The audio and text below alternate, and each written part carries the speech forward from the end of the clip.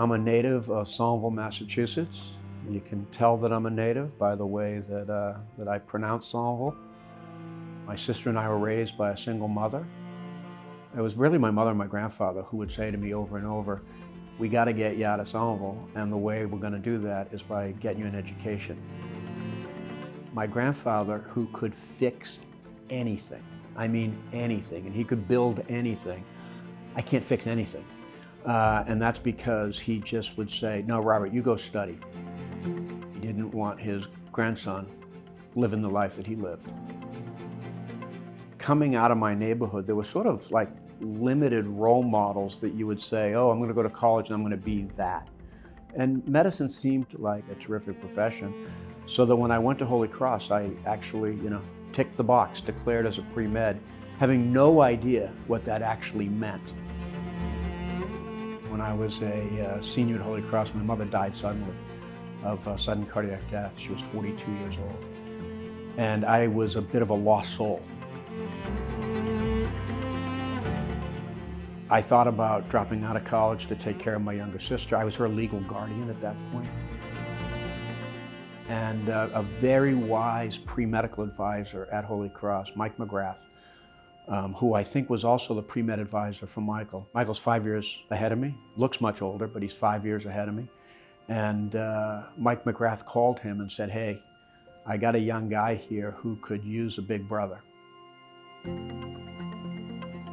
That set up a relationship where I'm in, regular, sometimes constant contact with Michael. And what's this been? It's been over 40 years. My wife and I are both in cardiology. I'm an MD, she's a PA. We've worked closely together. We shared clinic patients together. He was just an incredibly dedicated person to his patients, but also to education. So I learned a tremendous amount from him. That was an important dinner time conversation, and now we have our oldest two daughters are nurses, one of them in research, and then the youngest daughter is also a PA like mom, and then we have a fourth daughter who is, she's in private equity.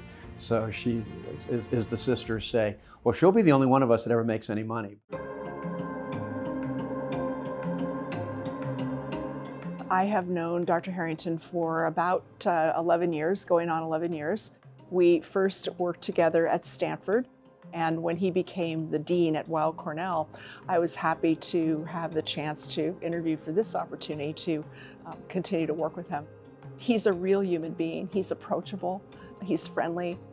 Bob's a person who I think is driven from all his experiences he's had in his life, and probably really impactful his upbringing.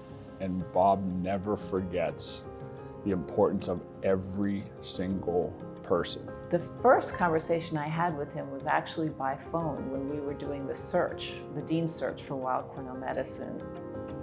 I would say within 10 minutes of a phone conversation, I knew he was the absolute right person. His combination of intellect, his amazing enthusiasm about the future of academic medicine, his ability to connect and relate to people.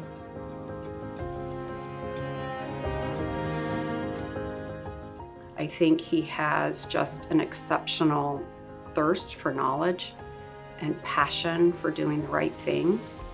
And I think he is always looking to make the world a better place.